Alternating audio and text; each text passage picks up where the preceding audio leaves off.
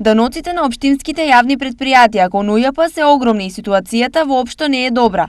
Ако тргнеме во наплата веднаш и нивните сметки да ги блокираме, не знам до каде ќе стигнеме, изјави директорката Сања Лукаревска. Главен проблем можеби во овој период сега е работењето и менаџирањето на долгови од страна на јавните претпријатија, кои што се под капата на единиците на локална самоуправа. Не само под единиците на локална самоуправа, туку и државните јавни претпријатија. И таму има огромен број на наследени долгови, а исто така и нередовно менаџирање на своите даночни обврски. А сепак станува збор за јавни претпријатија кои што се од голем јавен интерес за државата. Во делот на се поизразеното присуство на сива економија, Лукаревска изјави дека неа ја има во недозволив процент и таа нелојално и конкурира на лекалната економија.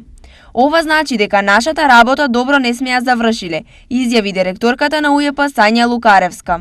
Имаше една кампања која што ја започнавме со Министерството за финансии и сите институции кои што се под капата на тоа министерство, да ставиме боја на сивата економија. Основно кое што го имаме разговарано и со меѓународните институции, со сите економски експерти и други релевантни фактори во нашата држава, се движиме од 30 до 35% сива економија. И тоа не е за пофалба секако и се додека сме во тој размер, мислам дека не сме си ја завршиле добро нашата работна задача.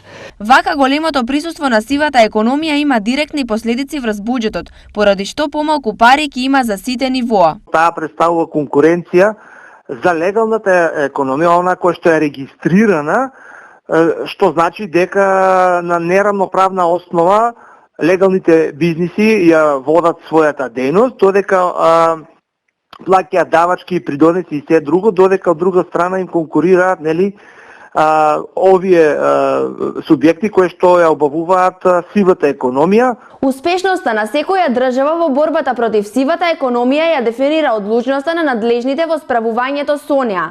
Во изминатиот период кај нас ниту една управувачка гарнитура не успеа задоволително да се справи со неа, поради што проценката од експертите е дека годишно државата губи речиси милијарда евра.